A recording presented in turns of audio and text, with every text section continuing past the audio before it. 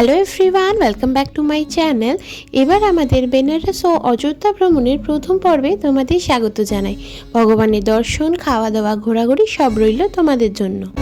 কলকাতা মহানগরীকে বিদায় জানিয়ে আজকে আমাদের গন্তব্য মহাদেবের নগরী বেনারস বা বারাণসী।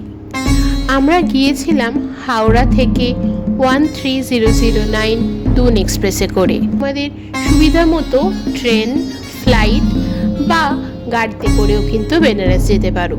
ট্রেনে করে গেলে অনেক ট্রেন রয়েছে হাওড়া থেকে, এবং বর্তমানে দেখা যাচ্ছে শিয়ালদা থেকেও কিন্তু একটা ট্রেন খোলা হয়েছে।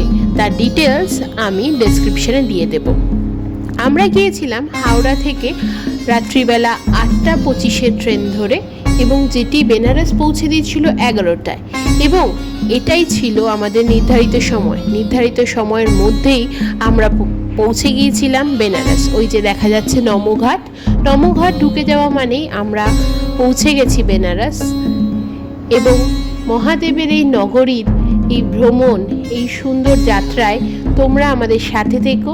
তোমরা দেখতে পাবে সুন্দর নগরী, এবং তার সাথে জানতে পারবে বিভিন্ন কথা, বিভিন্ন কাহিনী, এবং এখনকার দিনে ওখানে যেতে গেলে কি কি অবশ্যই মাথায় রেখে যেতে হবে। আমরা 11টায় পৌঁছে যাওয়ার পর আমাদের অলরেডি হোটেল বুকিং ছিল।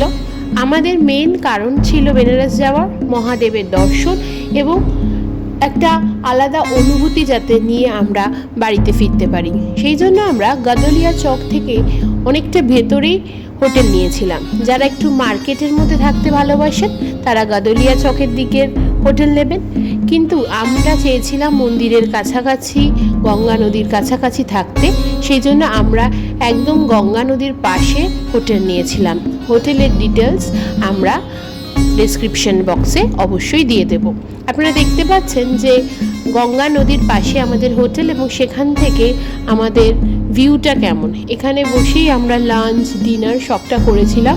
ভীষণ সুন্দর ভিউ, এবং বিশ্বনাথ মন্দিরের 2 নম্বর গেটের কাছেই ছিল আমাদের হোটেল, এবং অন্নপূর্ণা মন্দিরের পাঁচিলটাই হলো আমাদের হোটেল। আলকাতে আমরা লাঞ্চটা সেরে নিয়ে রেডি হয়ে আমরা চলে যাই আমাদের সেই দিনের যা যা প্ল্যানিং ছিল সেগুলো এক্সিকিউট করতে। তোমরাও দেখো।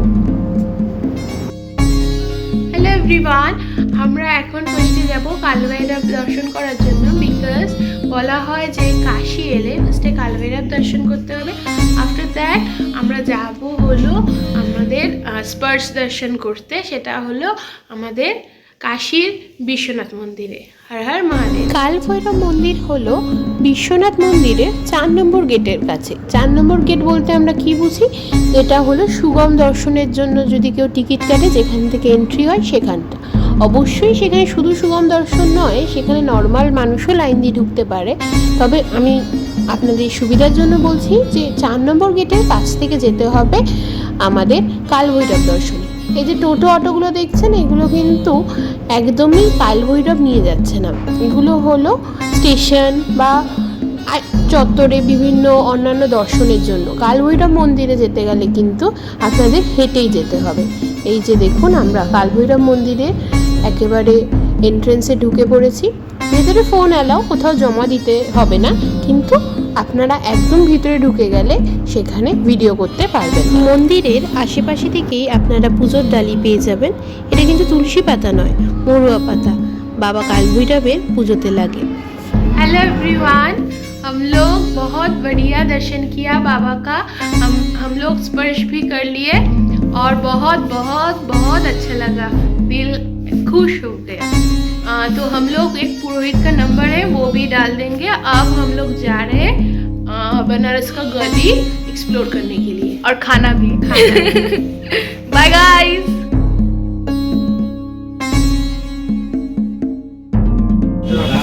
Now we are having the tomato chaat of Benares, and my mom is having palak chaat from Benares, and I am having both. প্রথম দিনটা এভাবে দেখতে দেখতে শেষ হয়ে গিয়েছিল। সেই দিনের কিছু অভিজ্ঞতা তোমাদের সাথে আমি শেয়ার করছি।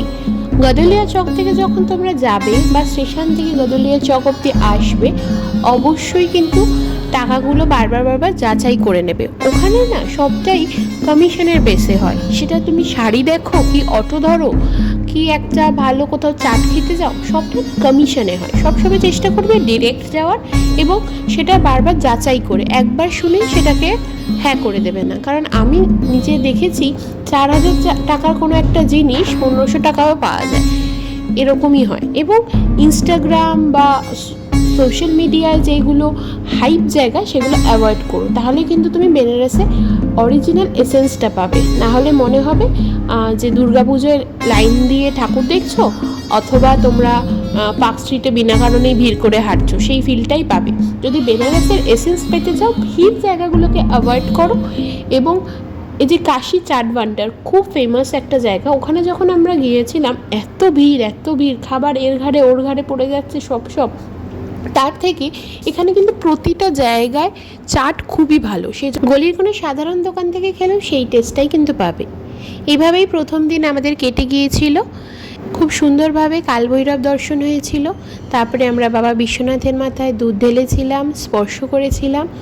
বাবার কৃপায় আমাদের প্রথম দিন খুব ভালো কেটেছিল। প্রথম দিনের ভিডিও এইটুকুই। তোমরা কিন্তু আমার সাথে থেকো, তোমাদের সাথে বেনারস নিয়ে গল্প আমার আরও অনেক হবে। আমার চ্যানেলটাকে সাবস্ক্রাইব করে রেখো, বেল আইকনটাকে প্রেস করে রেখো, তাহলে পরের ভিডিও আসলেই তোমরা অবশ্যই দেখতে পারবে। হর হর মহাদেব।